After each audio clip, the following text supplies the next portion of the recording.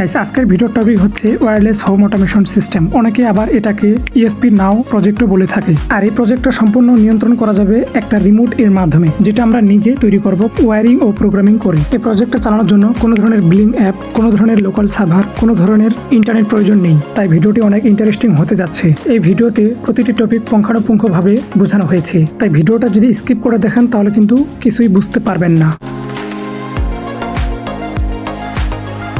এই ভিডিওতে আপনারা যা যা শিখতে পারবেন তা হলো দুটি ESP বোর্ডের মধ্যে data communication system, project wiring, প্রোগ্রামিংয়ের মাধ্যমে ESP বোর্ডের ম্যাক অ্যাড্রেস বের করা, ট্রান্সমিটার ও রিসিভার সম্পর্কে কমিউনিকেশন সিস্টেম এর ধারণা, তাছাড়াও আরও অনেক কিছু। তো চলুন তাহলে ভিডিওটি শুরু করা যাক। প্রথমে প্রয়োজন হবে এরকম একটি 2 সুইচের সকেট বোর্ড। সময় বাঁচানোর ক্ষেত্রে আমি আগে থেকে 4টি স্ক্রুকে খুলে রাখছি। সকেট বোর্ডের উপরের অংশটার আমার কোনো প্রয়োজনে আসবে না, এটা আমি সাইডে রেখে দিলাম। এখন মূল কাজ করতে হবে সুইচ বোর্ডের এই অংশেই। তারপর প্রয়োজন হবে এরকম একটি 5 ভোল্টের 2 চ্যানেল রিলে মডিউল। এখন এই রিলে মডিউলটি সুইচ বোর্ডের সাথে আমার পজিশন অনুযায়ী বসিয়ে দিব। এখন আমি নিয়েছি এরকম একটি মার্কার বা সাইন পেন। এটা দিয়ে আমি রিলে মডিউলের যে স্ক্রুগুলোর ছিদ্রগুলো রয়েছে এগুলো দিয়ে আমি মার্কিং করে নিব। দেখতে পাচ্ছেন এখানে 4টি স্ক্রুর জন্য 4টি মার্কিং করে নিয়েছি। যেগুলো মার্কিং করেছি ওইগুলো আমি এখন ছিদ্র করে নেব। দেখতে পাচ্ছেন ইতিমধ্যে কিন্তু 4টি স্ক্রুর জন্য 4টি ছিদ্র করা শেষ। এখন আমি নিয়ে নিছি এরকম একটি কুলিং ফ্যান, যেটা DC 12 ভোল্টে চলে। তারপর এরকম একটি হোল্ডার নিয়ে নিছি, যেটা আমি সময় বাঁচার ক্ষেত্রে আগে থেকে তার কানেকশন দিয়ে রাখছি। এখন হোল্ডার ও কুলিং ফ্যান সুইচবোর্ডের সাথে সেট আপ করতে হবে এবং পাওয়ার কানেকশন দেওয়ার জন্য এরকম 2 পিন প্লাগ সহ আমি কিছু তার নিয়ে নিছি। এখন সুইচবোর্ডের এই ছিদ্র দিয়ে 2 পিন প্লাগ, কুলিং ফ্যান ও হোল্ডারের তারগুলো এখানে ঢুকিয়ে দিব।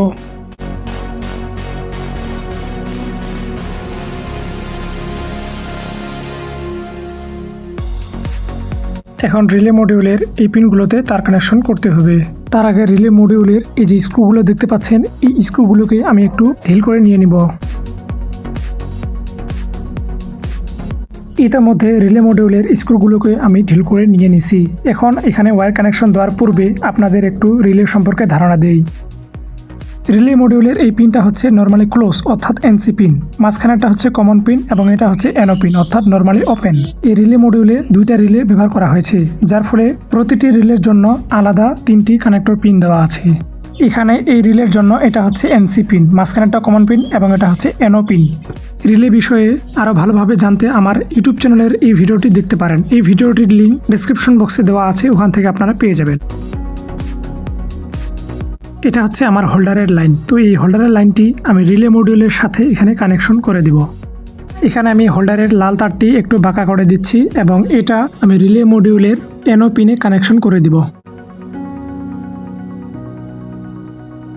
এখন 2 পিন প্লাগের তারগুলো রিলে মডিউলের সাথে কানেকশন করব, যার জন্য এখানে একটু লাল তারটি বাঁকা করে নিচ্ছি। এখন 2 পিন প্লাগের লাল তারটি রিলে মডিউলের কমন পিনের সাথে কানেক্ট করে দেব এবং এই 2টি স্ক্রুকে আমি এখন টাইট করে দিব। এখন বাকি থাকলো হোল্ডারের একটি কালো তার এবং 2 পিন প্লাগের একটি কালো তার। এই 2টি কালো তারকে আমি একত্রে এভাবে পেঁচিয়ে দিব, তারপর ট্যাপ দিয়ে এভাবে মুড়িয়ে দিব। একটি রিলেতে কানেকশন দেওয়া শেষ। এখন এই রিলেতে আমি এখন কুলিং ফ্যানটি এখানে কানেকশন করব। যেহেতু আমার কুলিং ফ্যানটি DC 12 ভোল্টে চলে, তো সেক্ষেত্রে আমি এরকম অ্যাডাপ্টার থেকে DC 12 ভোল্টের তার নিয়ে নিছি। এই তারগুলো ডাইরেক্ট আমার অ্যাডাপ্টারের সাথে কানেক্ট করা আছে। অ্যাডাপ্টারের তার কুলিং ফ্যান এবং রিলে মডিউলের সাথে কানেক্ট করব। এখানে যে অ্যাডাপ্টারের লাল তারটি রয়েছে, এই লাল তারটি রিলে মডিউলের সাথে কানেক্ট করতে হবে। তো আমি এটা একটু বাঁকা করে নিচ্ছি। তারপর রিলে মডিউলের কমন পিনের সাথে লাগিয়ে দিব। তারপর কমন লাইনের যে স্ক্রুটি রয়েছে এটি আমি এখন টাইট করে দেব। এখন কুলিং ফ্যানের যে লাল তারটি রয়েছে, এই লাল তারটি আমি রিলে মডিউলের NO পিনে কানেকশন করে দেব। তারপর এর স্ক্রুটাকে লাগিয়ে দিব। এখন বাকি থাকলো অ্যাডাপ্টারের একটি কালো তার এবং কুলিং ফ্যানের একটি কালো তার। এই 2টি কালো তারকে আমি একত্রে যুক্ত করে পেঁচিয়ে দিব। পেঁচিয়ে দেওয়ার পর ট্যাপ দিয়ে মুড়িয়ে দিব। এখন রিলে মডিউলটি সুইচবোর্ডের সাথে ভালোভাবে পজিশন অনুযায়ী বসিয়ে দিব। রিলে মডিউলটা সুইচবোর্ডের সাথে ভালোভাবে আটকানোর জন্য এরকম 2টা স্ক্রু ব্যবহার করতেছি। তো আমি স্ক্রু 2টাকে 2 কোণায় লাগিয়ে দিব। এখানে আপনি চাইলে 4টা স্ক্রু ব্যবহার করতে পারেন। দেখতে পাচ্ছেন ইতিমধ্যে কিন্তু দুটা স্ক্রু আমি দুই কোণায় লাগিয়ে নিছি, আপনারাও এভাবে লাগিয়ে নেবেন। এখন প্রয়োজন হবে এরকম একটি ESP32 মডেলের একটি ডেভেলপমেন্ট বোর্ড, যেটা টাইপ সি পোর্টের। আপনারা চাইলে টাইপ বি পোর্টের ডেভেলপমেন্ট বোর্ডও ব্যবহার করতে পারেন। এই ডেভেলপমেন্ট বোর্ডটি এই প্রজেক্টের রিসিভার হিসেবে কাজ করবে এবং ESP32 এই ডেভেলপমেন্ট বোর্ডটি দিয়েই দুটি রিলেকে অন অফ করার কাজ করবে। ESP32 ও রিলে মডিউলের সাথে কানেকশন করার জন্য এরকম female to female jumper wire প্রয়োজন হবে। এখন জাম্পার ওয়্যারগুলো রিলে মডিউলের সাথে এক এক করে লাগিয়ে নিব।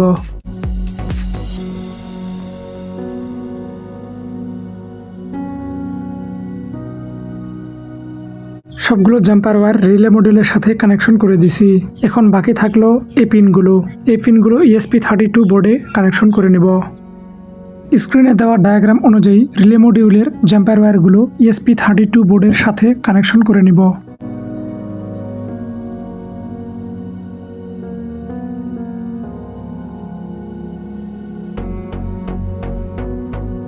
আমি এখন ESP32 ডেভেলপমেন্ট বোর্ডটি সকেট বোর্ডের সাথে এভাবে স্ক্রু দিয়ে লাগিয়ে দিব। তারপর জাম্পার ওয়্যারগুলো পেঁচিয়ে গুছিয়ে রেখে দিব। দেখতে পাচ্ছেন জাম্পার ওয়্যারগুলো এখন কত সুন্দর লাগতেছে। তো গাইস, এটা তো এখন তৈরি হয়েই গেল। এখন তৈরি করতে হবে আমাকে ট্রান্সমিটারটাকে, অর্থাৎ রিমোট। তো আমি এখন এটা সাইডে রাখলাম। ট্রান্সমিটারটি তৈরি করার জন্য এরকম একটি ব্রেডবোর্ড নিয়ে নিছি। তারপর নিয়েছি এরকম একটি ESP32C3 ডেভেলপমেন্ট বোর্ড। যে ট্রান্সমিটারটি তৈরি করব, ওই ট্রান্সমিটারের মূল মস্তিষ্ক হচ্ছে এই ডেভেলপমেন্ট বোর্ডটি। এই ESP32C3 সুপার মিনি ডেভেলপমেন্ট বোর্ডটির মাধ্যমে অপর আরেকটি ESP32 ডেভেলপমেন্ট বোর্ডের সাথে কমিউনিকেশন করব। তো আমি এখন ডেভেলপমেন্ট বোর্ডটিকে ব্রেডবোর্ডের সাথে সংযুক্ত করে দিব। এখন প্রয়োজন হবে 0.96 মডেলের একটি OLED ডিসপ্লে। এই OLED ডিসপ্লেটির মাধ্যমে কোন রিলেটা অন আছে নাকি অফ আছে তা মনিটর করতে পারবো। তো আমি এখন OLED ডিসপ্লেটি ব্রেডবোর্ডের সাথে লাগিয়ে দিব। এখন প্রয়োজন হবে এরকম দুটি পুশ বাটন। এই পুশ বাটনগুলো ব্রেডবোর্ডের সাথে লাগিয়ে নিব। এখন ব্রেডবোর্ডের সাথে ওয়্যার কানেকশন দিতে হবে, যার জন্য এরকম আমি male to male jumper wire নিয়ে নিচ্ছি। এখন স্ক্রিনে দেওয়া ডায়াগ্রাম অনুযায়ী কানেকশন করে নেব।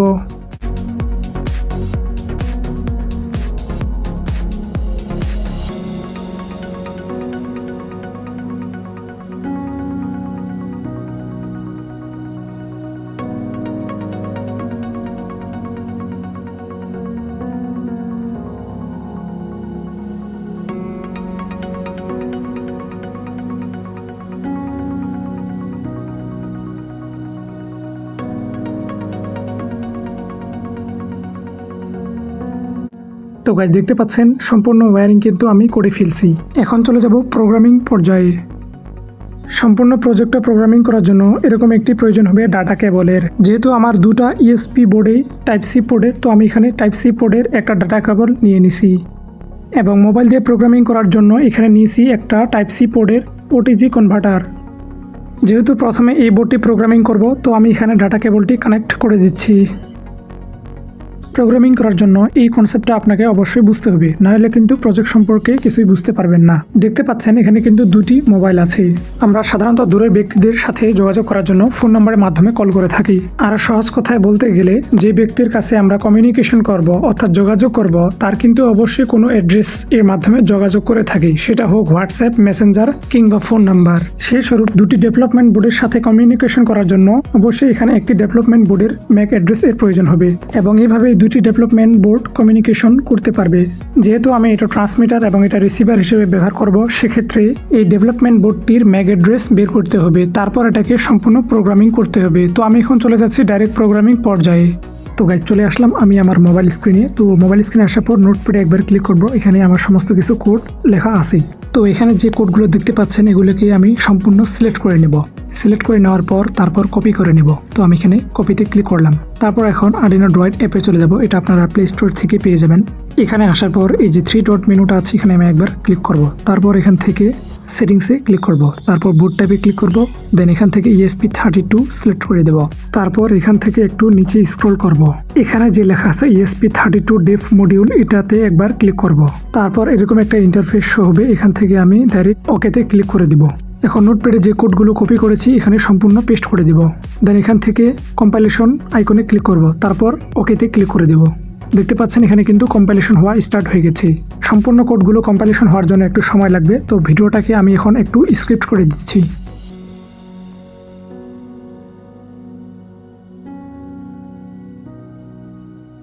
তো গাইজ দেখতে পাচ্ছেন কিছুক্ষণের মধ্যে কিন্তু সম্পূর্ণ কোডগুলো কম্পাইলেশন হয়ে গেল। এখন সম্পূর্ণ কোডগুলো আমার ইএসপিতে আপলোড করতে হবে। তো আমি এখানে ওটিজি কেবলটাকে আমার স্মার্টফোনের সাথে কানেক্ট করে দিলাম। এখন আমি আপলোড আইকনে ক্লিক করব, তারপর ওকেতে ক্লিক করে দিব। দেখতে পাচ্ছেন কোডগুলো কিন্তু সফলভাবে আপলোড হওয়া শুরু হয়ে গেছে। কোডগুলো আপলোড হওয়ার জন্য কিছুক্ষণ সময় লাগবে, তো আমি ভিডিওটাকে একটু স্ক্রিপ্ট করে দিচ্ছি। কিছুক্ষণের মধ্যে সম্পূর্ণ কোড আপলোড হয়ে গেল। এখন আমি এই আইকনে একবার ক্লিক করব। এটা হচ্ছে সিরিয়াল মনিটর আইকন। এখান থেকে সেটিং আইকনে ক্লিক করব। এখান থেকে বুট রেটে ক্লিক করব। তারপর এই সংখ্যাটাকে সিলেক্ট করে দেব। তারপর আমার ইএসপির রিসেট বাটনটি একবার প্রেস করব। এখানে কিছু লেখা শো হবে এবং এখানে লেখা থাকবে ম্যাক অ্যাড্রেস নামে একটা লেখা, আর এর নিচের লাইনটাই হচ্ছে আমার ম্যাক অ্যাড্রেস। আমি নিরাপত্তার কারণে এটাকে ব্লার করে দিছি, তো এটাকে আমি এখন স্ক্রিনশট করে নিব। স্ক্রিনশট করে নেওয়ার পর এখন আমি যাব গুগল ক্যামেরায়। তো আমি এখানে একবার ক্লিক করব, তারপর এখান থেকে স্ক্রিনশটটি সিলেক্ট করে দিব। তারপর সিলেক্ট টেক্সে ক্লিক করব। দেন এখান থেকে আমার ম্যাক অ্যাড্রেসটা কপি করে নিব। এখানে আমার নিরাপত্তার জন্য আমি সম্পূর্ণ স্ক্রিনটাকে ব্লার করে দিছি। এখানে আমি আমার ম্যাক অ্যাড্রেসটা কপি করে নিলাম। এখন আমি চলে যাব আমার নোটপ্যাডে। এই নোটপ্যাডে আমি এই ম্যাক অ্যাড্রেসটা পেস্ট করে রেখে দিব। এই ম্যাক অ্যাড্রেসটি পরবর্তীতে প্রোগ্রামিং করার সময় কাজে লাগবে। এখন আমি এখান থেকে ব্যাক আসবো এবং এই যে কোডগুলো দেখতে পাচ্ছেন এই কোডগুলো আমি সম্পূর্ণ সিলেক্ট করে নিব, তারপর কাট করে নিব। এখন নোটপ্যাড থেকে বেরিয়ে আসব। এখন আমি ক্লিক করব আর্ডিনো ড্রয়েড অ্যাপে। এখানে আমি সম্পূর্ণ কোড পেস্ট করে দিব এবং কম্পাইলেশন করে নিব। কিছুক্ষণের মধ্যে কম্পাইলেশন ফিনিশ হয়ে গেল। এখন আমি আপলোড করব। তো আমি এখানে আপলোড আইকনে একবার ক্লিক করতেছি। দেখতে পাচ্ছেন এখানে কিন্তু আপলোড হওয়া শুরু হয়ে গেছে।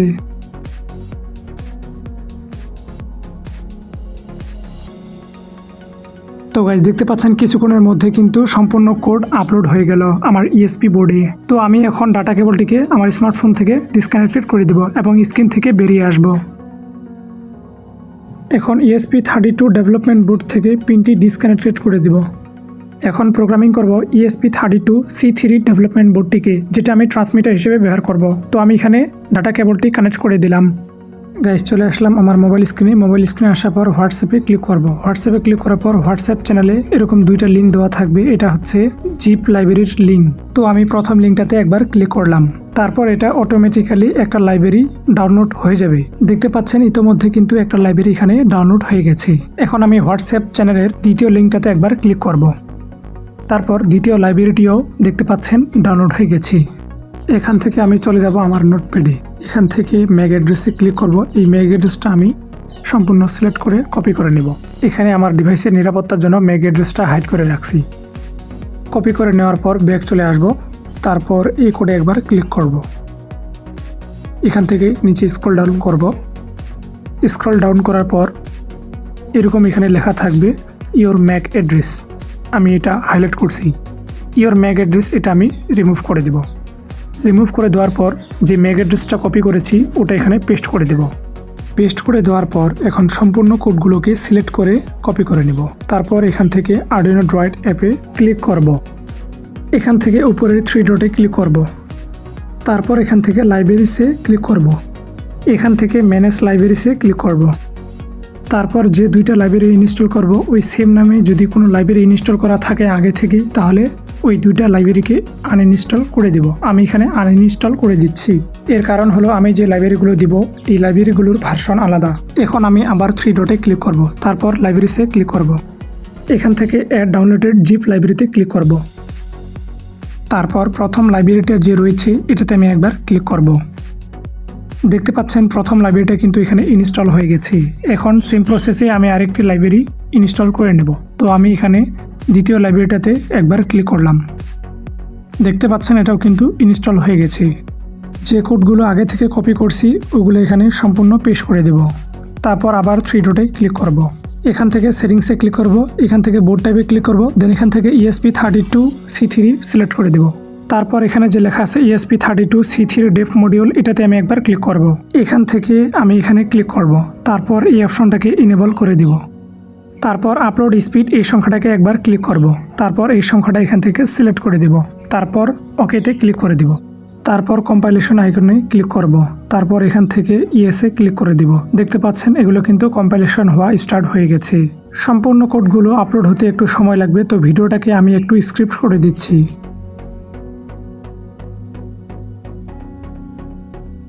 কোডগুলো সম্পূর্ণ কম্পাইলেশন হয়ে গেছে, এখন আমি আপলোড করে নিব। তো আমি এখানে আপলোড আইকনে ক্লিক করলাম, তারপর ওকে ক্লিক করে দিব। দেখতে পাচ্ছেন এগুলো কিন্তু আমার ESP-তে আপলোড হয়ে গেল। তো আমি এখন মোবাইল স্ক্রিন থেকে বেরিয়ে আসব। এখন ESP32C3 মডিউল থেকে ডাটা কেবলটি ডিসকানেক্টেড করে দিব। এখন এই ট্রান্সমিটারকে চালানোর জন্য এরকম একটি 3.7 ভোল্টের মোবাইলের একটি ব্যাটারি প্রয়োজন হবে, যেটাতে আমি আগে থেকে সোল্ডারিং করে নিছি। আমি এখন এখানে ডুয়েল সাইড ট্যাপ নিয়ে নিছি। তো আমি এখন ডুয়েল সাইড ট্যাপটি আমার ব্যাটারির সাথে লাগিয়ে দিব, তারপর আমার ব্যাটারিটা ট্রান্সমিটারের সাথে লাগিয়ে দিব।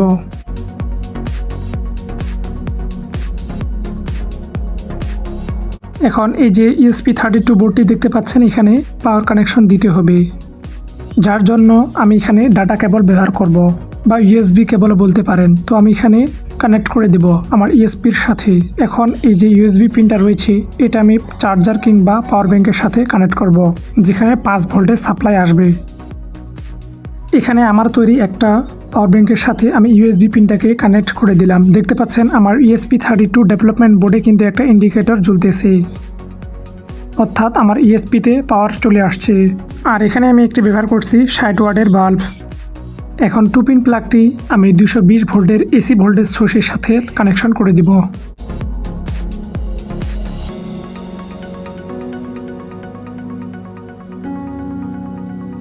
গাইস, এখানে দেখতে পাচ্ছেন আমার মাল্টিমিটারে AC ভোল্টেজ সোর্সে সিলেক্ট করে নিছি। এখন আপনাদের এখানে আমি মেপে দেখাবো যে রিলে মডিউলে কত ভোল্টেজ ঢুকছে। তো গাইস, দেখতে পাচ্ছেন ইতিমধ্যে কিন্তু 249 ভোল্টেজ এখানে কিন্তু আমার মাল্টিমিটারে দেখা যাচ্ছে। এখন রিলে মডিউলগুলোকে কন্ট্রোল করার জন্য এই ট্রান্সমিটারে এখন এখানে পাওয়ার দিতে হবে। আমি পিছনে একটি মোবাইলের ব্যাটারি লাগিয়ে নিছি এটাতে পাওয়ার দেওয়ার জন্য। এগুলো হচ্ছে জাম্পার ওয়্যার। তো আমি জাম্পার ওয়্যারগুলো ব্রেডবোর্ডের নেগেটিভ এবং পজিটিভ লাইনে লাগিয়ে নিচ্ছি। তো গাইস, দেখতে পাচ্ছেন পাওয়ার দেওয়ার সাথে সাথে কিন্তু এখানে লেখা উঠছে technical BD YouTube channel subscribe নাও। যেহেতু আমরা এটা নিজে প্রোগ্রাম করেছি, তো সেক্ষেত্রে আমার ইউটিউব চ্যানেলের নামটা ওখানে যুক্ত করেছি। যেহেতু আমি এখানে 2 চ্যানেল রিলে মডিউল ব্যবহার করছি, সেক্ষেত্রে আমার OLED ডিসপ্লেতে R1 R2 অর্থাৎ রিলে 1 রিলে 2 দেখাচ্ছে। এই OLED ডিসপ্লে দিয়ে আমি বুঝতে পারবো যে কোন রিলেটি অন নাকি অফ আছে। এখন ট্রান্সমিটারে কোনো বাটন যদি আমি এখানে একবার ক্লিক করি, তখন এখান থেকে সিগন্যালটা যাবে আমার ESP বোর্ডে এবং ESP বোর্ড থেকে রিলেগুলোকে চালু করবে এবং এখানে আমার ফ্যান কিংবা লাইট জ্বলবে। এখন যদি আমি ট্রান্সমিটারের 2 নম্বর বাটনটি ক্লিক করি, তাহলে কিন্তু আমার কুলিং ফ্যানটি অন হয়ে যাবে। এখন দেখতে পাচ্ছেন আমার OLED ডিসপ্লেতে রিলে 1 অফ আছে এবং রিলে 2 অন আছে, যার ফলে এখানে কিন্তু আমার কুলিং ফ্যানটা যে রয়েছে ওই কুলিং ফ্যানটা কিন্তু ঘুরতেছে, অর্থাৎ এখানে একটি রিলে চালু আছে। এখন আমার ট্রান্সমিটারে যদি 1 নাম্বার বাটনটা ক্লিক করি, দেখতে পাচ্ছেন এখানে কিন্তু আমার 60 ওয়াটের বাল্বটি জ্বলে উঠল। এখানে একটা কথা বলা দরকার, সেটা হলো আমি একটা পুশ বাটন যদি একবার ক্লিক করি, তখন একটি রিলে অন হবে এবং আবার ওই পুশ বাটনটি ক্লিক করলে ওই রিলেটি বন্ধ হয়ে যাবে। এই সিস্টেমে 2টি পুশ বাটন 2টি রিলেকে অন অফ করে। তো গাইস, আজ এই পর্যন্তই। ভিডিওটি ভালো লাগলে লাইক করতে পারেন এবং আপনি যদি আমার ইউটিউব চ্যানেলের নতুন দর্শক হয়ে থাকেন এবং বিভিন্ন টেক রিলেটেড ভিডিও পছন্দ করে থাকেন, তাহলে টেকনিক্যাল বিডি ইউটিউব চ্যানেলটিকে সাবস্ক্রাইব করতে পারেন। যারা আগে থেকে সাবস্ক্রাইব এবং লাইক করে দিয়েছে তাদেরকে অসংখ্য ধন্যবাদ। আর প্রজেক্ট সম্পর্কে কোনো ধরনের প্রশ্ন করার থাকলে কিংবা পরবর্তীতে কোন প্রজেক্টে আপনি দেখতে চাচ্ছেন সে বিষয়ে কমেন্ট করতে পারেন। এই সম্পূর্ণ প্রজেক্টের কোড এবং জিপ লাইব্রেরির লিঙ্ক ডিসক্রিপশন বক্সে দেওয়া আছে, ওখান থেকে আপনারা সহজে পেয়ে যাবেন। আমি এতক্ষণে আপনাদের মাঝে ছিলাম চন্দন বর্মন। তো দেখা হচ্ছে আরেকটি নতুন ভিডিওতে। ততক্ষণ পর্যন্ত সবাই ভালো থাকুন, সুস্থ থাকুন। ধন্যবাদ।